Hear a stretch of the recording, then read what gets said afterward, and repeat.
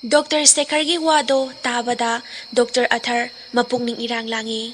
Pothafam khangdraduna Sekhargi yumda numidang kar thongdokduna laammi. Matamdo Resma amadi Sekharsu kanna khatnari. Mapandagi Atharna kaurai. Sekhar, Sekhar. Resma na taraduna asuk tinglakan kanano tamobu kauraiba. Sekhar na tumina leiraga khonjel adu tasili aduga hairei aigi marup Atharni ne. Resma da munna yengi. Sekhar na Atharni kauraibasi. Resma thongdu hangdoi thongjinda Athar lepado ure. Athargi saktamdo ubada Resma ngakre aduga kawi. Doctor, karomda chatpirubano. Resmagi wado khumdana Sekhar leibra ai maga wari sagi lakpane. Athargi maithongdo imakmaksili mamit anido ingangangladuna yenglakpado ubada Sekhar achumba asengba laisnagi wado haiba ngamdre. Sekhar na bai nang kaidorage. Athar na ai nanga wari sanaba laine. Nang na haigani haiba aruba wado kaino hairo.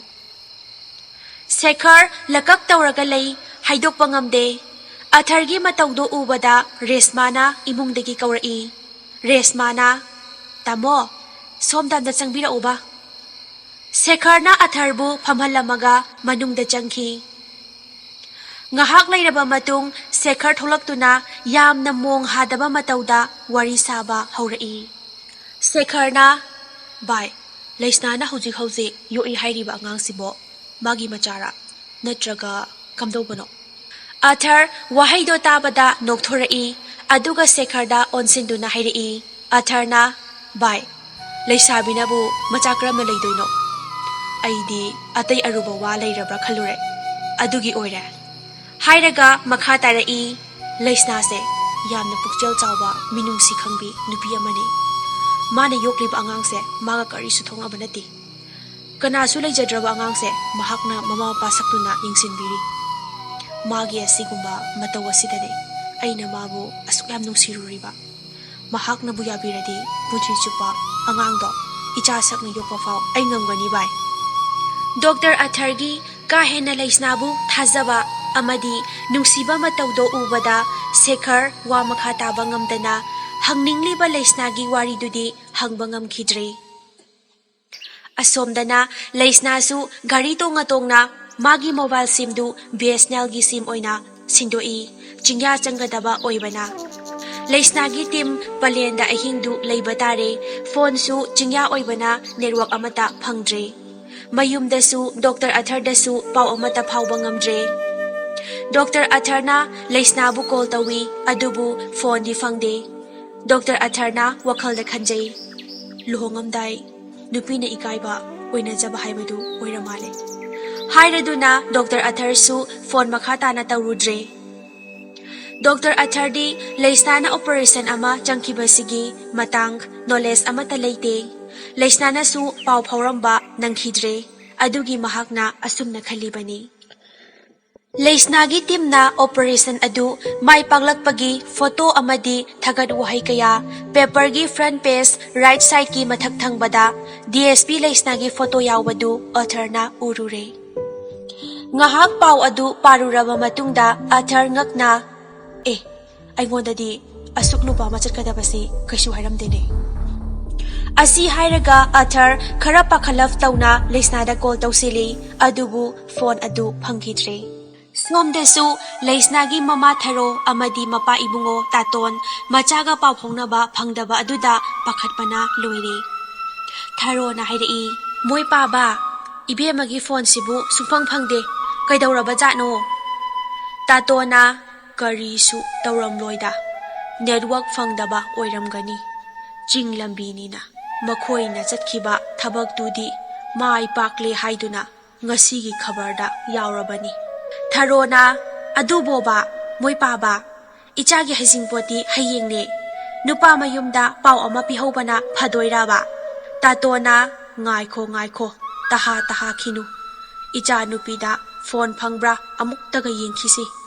Taton macha nupi laisnada phone tawi not reachable hai Amukasu tausili handakti uchina-china ring chatli. Leisna phone paikhalai. Taton pakhatna. Ibema. Leisna na. Oh taye, paba. Ay thoklaiye. Tatona. Ngasi yauroktoiro. Ibema. Leisna na. Hoy, yaurokpasu yaye. Taton wa makha tage taubada khanghaudana phone du fatlauna tatkre. Amukhana taurubada phone adu phangkhidre. Taton lambida thoklai haibaduda machana tharoda yenglaga hairi. Mama, nachanupido hauzik lambida thoklai hairi. Aduna nupa mayumda hairagumsi. Ngasi yaurokpa yaisu hai. Tharona, o phare phare adudi moi paba. Nongale haijingpotki mi laknare. Mi na tatongi sumangdo pungthan hek thali. Adubu leisna leitabado yumdo ihang hangbagum khali. Dr. Athargi mane mandolna tharoda ibe malayba udi haina hangla ami. Tharona khumi mado makhoi office ki thabak ama chatkibani yauraklani hauji. Mayamna jibon hainei. Kari yumbano ne haijingpot numitsida kaina leite haisibo. Leisnagi mamanabi singsu mahak lakmandabadagi ama chatki ani chatki loina hanakre. Mama mapadi makok pairaga phamthare. Tharona hairei karibu thoklagadaba ichana thoklibasibo. Haijing kharai su thare. Ichagi kuthi su khusinakre. Aduga luhongadawriba ichadi uba phangdre. Tharo hikna kapi. Somdana Dr. Arthur haijingpo chatnaruba misingdo mahay hanarakpadu ubada harauna mandomchada hanglai.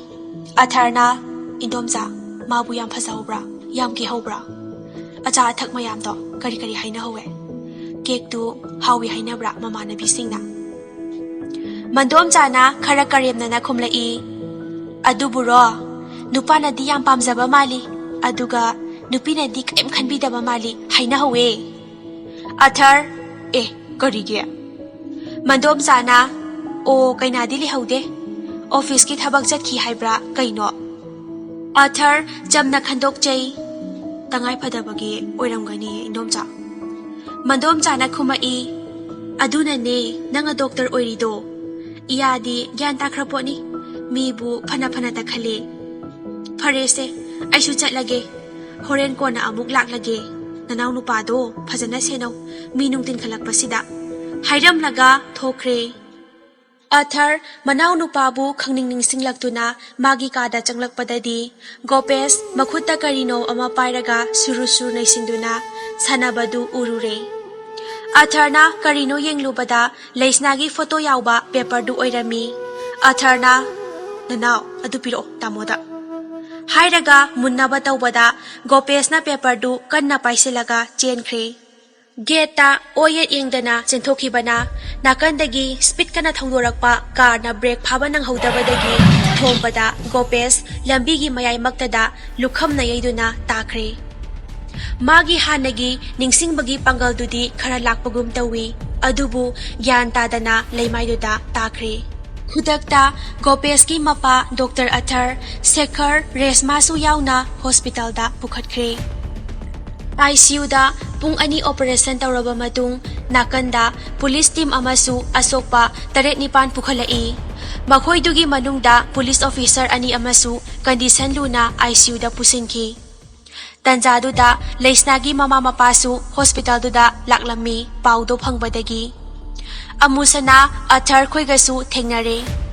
Wado mari makhong khangdoknaba hangnaba haiduna tawringai tanjaduda police ki maraktagi leisnagi mama mapabu khangba constable amana ima khurumjari hairere. Tharona machabu tengthaduna kappa haurai aduga hairai. Ibungo ima diloredana karam tawne icha matomtani luhongadabasu hayengda ngairabane. Ichagi maraibaksi onthok ngathikhreda. Atharna leisnagi mamabu thembirami. Aduga SI Priona ima lai khurumse kaishu tawroida haiduna mapabung taton busu pukning nemthahali. DSP Hemantana SI Priyobu kauraga madam gi imung oiragadi madam gi purse pocket diary mobile si khusinakho hairaduna sinaki. ꯃꯗꯨ ASI ꯄ꯭ꯔꯤꯌꯣꯅ ꯃꯃꯥ ꯊꯔꯣꯗ ꯄꯤꯕꯗ ꯄꯔꯁꯇꯨ ꯂꯩꯃꯥꯏꯗ ꯇꯥꯈꯤ꯫ ꯄꯔꯁꯇꯨ doctor ꯑꯊꯔꯅ ꯈꯨꯟꯒꯠꯂꯤ꯫ Photo passport ꯑꯍꯨꯝꯅ family photo ꯁꯦꯝꯕ photo ꯑꯃ ꯌꯥꯎꯔꯝꯕ ꯑꯊꯔꯅ ꯎꯔꯦ꯫ ꯇꯟꯖꯥꯗꯨꯗ ꯑꯃꯨꯁꯅꯥꯅ ꯀꯧꯔꯛꯏ ꯄꯥꯈꯠꯅ꯫ ꯑꯃꯨꯁꯅꯥꯅ "ꯏꯕꯨꯡꯉꯣ, ꯅꯅꯥꯎ ꯅꯨꯄꯥ ꯒ꯭ꯌꯥꯟ ꯂꯥꯛꯂꯦ ꯍꯥꯏ, ꯑꯝꯇ ꯊꯨꯅ ꯆꯪꯁꯤ" ꯑꯁꯤ ꯍꯥꯏꯔꯝꯂꯒ ꯃꯄꯥ ꯑꯃꯨꯁꯅꯥꯗꯤ ꯊꯨꯅ ꯌꯥꯡꯅ ꯒꯣꯄꯦꯁꯀꯤ ꯃꯅꯥꯛ ꯇꯝꯅ ꯆꯪꯈ꯭ꯔꯦ꯫ ꯃꯆꯥꯕꯨ ꯆꯦꯠꯅ ꯀꯣꯜꯂꯗꯨꯅ ꯀꯞꯄꯤ꯫ ꯗꯣꯛꯇꯔ ꯑꯊꯔ ꯄꯔꯁꯇꯨ ꯊꯔꯣꯗ ꯄꯤꯔꯝꯕ ꯀꯥꯎꯔꯗꯨꯅ ꯒꯣꯄꯦꯁꯅ ꯂꯩꯔꯤꯕ ꯔꯨꯝꯗꯨ ꯇꯝꯅ ꯂꯥꯛꯏ꯫ ꯑꯊꯔ ꯊꯣꯡꯅꯥꯎꯗꯒꯤ ꯃꯅꯥꯎ ꯅꯨꯄꯥꯕꯨ ꯌꯦꯡꯉꯤ, ꯑꯗꯨꯒ ꯃꯥꯅ ꯄꯥꯏꯔꯛꯂꯤꯕ ꯂꯩꯁꯅꯥꯒꯤ ꯄꯔꯁꯇ ꯌꯥꯎꯕ ꯐꯦꯃꯤꯂꯤ ꯐꯣꯇꯣꯗꯨ ꯑꯃꯨꯛ ꯃꯨꯟꯅ ꯌꯦꯡꯉꯤ꯫ ꯃꯁꯤꯕꯨ ꯒꯣꯄꯦꯁ ꯅꯠꯇ꯭ꯔꯥ? ꯑꯗꯨꯒ ꯑꯉꯥꯡꯁꯤꯅ ꯔꯤꯁꯤ꯫ ꯗꯣꯛꯇꯔ ꯁꯦꯈꯔꯅ "ꯚꯥꯏ, ꯀꯩꯗꯧꯔꯦ? ꯏꯅꯥꯎꯅꯨꯄꯥ ꯅꯥꯕ ꯐꯔꯦ ꯍꯥꯏꯔꯒ ꯇꯨꯃꯤꯟꯅ ꯂꯦꯞꯇꯨꯅ ꯂꯩꯔꯗꯤ? ꯂꯥꯛꯑꯣ, ꯆꯪꯁꯦ, ꯏꯅꯥꯎꯕꯨ ꯎꯅꯔꯨꯁꯦ." ꯗꯣꯛꯇꯔ ꯑꯊꯔ ꯃꯃꯤꯠꯇꯒꯤ ꯃꯄꯤ ꯁꯤꯟꯊꯔꯛꯏ꯫ ꯁꯦꯈꯔꯅ "ꯚꯥꯏ, ꯄꯨꯂꯤꯁꯁꯨ ꯌꯥꯝꯅ ꯂꯩ, ꯁꯣꯛꯄꯟꯕ ꯌꯥꯎꯕ ꯖꯥꯠꯂꯥ?" ꯍꯥꯏꯅ ꯃꯈꯥ ꯑꯃꯨꯛ ꯇꯥꯔꯛꯏ꯫ ꯗꯣꯛꯇꯔ ꯁꯦꯈꯔꯅ ꯐꯥꯔꯃꯥꯁꯤꯗꯒꯤ ꯍꯤꯗꯥꯛ ꯄꯨꯔꯛꯄꯗꯨ ꯁꯤꯛꯁꯇꯔꯗ ꯄꯤꯁꯤꯜꯂꯤ꯫ ꯑꯊꯔꯅ "ꯁꯦ, ꯄꯣꯀꯦꯠ ꯗꯥꯏꯔꯤꯅꯤ, ꯅꯨꯃꯤꯠ ꯍꯨꯝꯅꯤꯒꯤ, ꯑꯩꯒ ꯂꯨꯍꯣꯡꯒꯗꯧꯕ ꯗꯤ.ꯑꯦꯁ.ꯄꯤ. ꯂꯩꯁꯅꯥꯒꯤꯅꯤ꯫ ꯑꯩꯗꯤ ꯃꯥꯒꯤ ꯋꯥꯈꯜꯂꯣꯟ, ꯄꯨꯛꯅꯤꯡ ꯑꯃꯗꯤ ꯋꯤꯟꯕꯨ ꯊꯥꯒꯠꯇꯕ ꯉꯝꯗꯦ꯫ ꯃꯥꯅ ꯂꯨꯍꯣꯡꯗ꯭ꯔꯤꯉꯩꯗ ꯏꯅꯥꯎꯅꯨꯄꯥꯕꯨ ꯂꯥꯌꯦꯡꯕ ꯍꯥꯏꯕꯗꯣ ꯃꯔꯝ ꯂꯩꯔꯝꯂꯦ" ꯍꯥꯏꯔꯒ ꯊꯃꯣꯏ ꯁꯣꯛꯅ ꯀꯞꯄꯤ꯫ ꯁꯦꯈꯔꯅ ꯗꯥꯏꯔꯤꯗꯨ ꯑꯊꯔꯗꯒꯤ ꯂꯧꯔꯒ ꯆꯀ꯭ꯋꯥꯟ ꯀꯥꯟꯗꯨꯅ ꯄꯥꯏ, ꯑꯗꯨꯒ ꯍꯥꯏꯔꯛꯏ, "ꯑꯩꯅ ꯋꯥꯔꯤ ꯑꯔꯨꯕ ꯑꯃ ꯁꯥꯟꯅꯁꯤ ꯍꯥꯏꯅ ꯅꯣꯡꯃ ꯍꯥꯏꯈꯤꯕꯗꯣ, ꯚꯥꯏ, ꯁꯤꯅꯤ꯫ ꯑꯉꯥꯡꯁꯦ ꯃꯥꯒꯤ ꯑꯁꯦꯡꯕ ꯃꯆꯥ ꯁꯣꯏꯗꯅ ꯑꯣꯏꯒꯅꯤ꯫ ꯔꯦꯁꯃꯥꯅ ꯂꯩꯁꯅꯥꯁꯤ ꯑꯉꯥꯡ ꯑꯃꯒꯤ ꯃꯃꯥ ꯑꯣꯏꯈꯤ ꯍꯥꯏ ꯂꯩꯁꯥꯔꯤꯉꯩꯗ, ꯑꯗꯨꯒ ꯃꯈꯣꯏꯒ ꯂꯦꯞꯃꯤꯟꯅꯔꯤꯕ ꯅꯨꯄꯥꯁꯤ ꯁꯣꯏꯗꯅ ꯑꯉꯥꯡꯁꯤꯒꯤ ꯃꯄꯥ ꯑꯣꯏꯒꯅꯤ꯫ ꯅꯨꯄꯥꯁꯤ ꯀꯅꯥꯅꯣ ꯍꯥꯏꯕꯗꯨ ꯊꯤꯒꯠꯇꯨꯅ ꯑꯍꯛꯄ ꯆꯩꯔꯥꯛ ꯄꯤꯒꯗꯕꯅꯤ" ꯑꯁꯤ ꯍꯥꯏꯅ ꯁꯦꯈꯔ ꯗꯥꯏꯔꯤꯗꯨ ꯃꯈꯥ ꯑꯁꯨꯝ ꯄꯥꯊꯔꯛꯏ꯫ "ꯏꯍꯦ, ꯁꯤꯗꯤ ꯄꯂꯦꯟ ꯂꯥꯟꯊꯔꯛꯄꯗ ꯑꯦꯝꯕꯨꯁ ꯑꯃꯗꯤ IED ꯕ꯭ꯂꯥꯁꯇ ꯊꯤꯅ ꯁꯣꯛꯄꯅꯤꯅ, ꯑꯗꯨꯒ ꯃꯈꯥꯗ ꯏꯔꯤꯕ ꯍꯦꯟꯔꯥꯏꯇꯤꯡꯁꯤꯗꯤ ꯃꯥꯟꯅꯗꯦ꯫ ꯂꯩꯁꯅꯥꯅ ꯁꯣꯛꯂꯒ ꯀꯅꯥꯅ ꯗꯥꯏꯔꯤꯁꯤꯗ ꯑꯃꯨꯛ ꯏꯁꯤꯜꯂꯤꯕ?" ꯉꯁꯥꯏꯗꯒꯤ ꯃꯈꯣꯏꯒꯤ ꯋꯥꯔꯤꯗꯨ ꯇꯥꯔꯤꯕ ꯗꯤ.ꯑꯦꯁ.ꯄꯤ. ꯍꯦꯃꯟꯇꯅ ꯆꯪꯁꯤꯜꯂꯛꯑꯒ "ꯑꯩꯅ ꯏꯖꯕꯅꯦ, ꯃꯈꯥꯗꯣ ꯂꯣꯏꯁꯤꯟꯗꯅ ꯂꯩꯕ ꯇꯥꯔꯦ" ꯍꯥꯏꯗꯨꯅ ꯈꯨꯝꯂꯛꯏ꯫ ꯍꯦꯃꯟꯇꯅ ꯍꯥꯏꯔꯛꯏ ꯑꯃꯨꯛꯀꯁꯨ, "ꯃꯥ ꯉꯁꯤ ꯈꯔ ꯉꯟꯅ ꯂꯨꯍꯣꯡꯕꯒꯤꯗꯃꯛ ꯉꯟꯅ ꯊꯣꯛꯈꯤꯕꯅꯤ, ꯑꯗꯨꯗ ꯂꯥꯏꯕꯛ ꯊꯤꯕ ꯊꯧꯗꯣꯛꯁꯤ ꯂꯝꯕꯤꯗ ꯊꯦꯡꯅꯈꯤꯕꯅꯤ" ꯍꯥꯏꯔꯒ ꯑꯁꯣꯝꯗ ꯃꯥꯕꯨ ꯗꯣꯛꯇꯔꯅ ꯀꯧꯔꯛꯄꯗꯒꯤ ꯍꯦꯃꯟꯇ ꯆꯪꯈ꯭ꯔꯦ꯫ ꯑꯊꯔꯅ ꯌꯥꯝꯅ ꯇꯞꯅ ꯁꯦꯈꯔꯗ ꯍꯥꯏꯔꯛꯏ, "ꯚꯥꯏ, ꯁꯤꯗ ꯌꯥꯎꯔꯤꯕ ꯅꯨꯄꯥꯁꯦ ꯑꯇꯩ ꯀꯅꯥꯁꯨ ꯅꯠꯇꯦ, ꯒꯣꯄꯦꯁꯅꯤ꯫ ꯃꯥꯒꯤ ꯑꯉꯥꯡ ꯑꯣꯏꯔꯤꯉꯩꯒꯤ ꯁꯛꯇꯝꯅꯤ."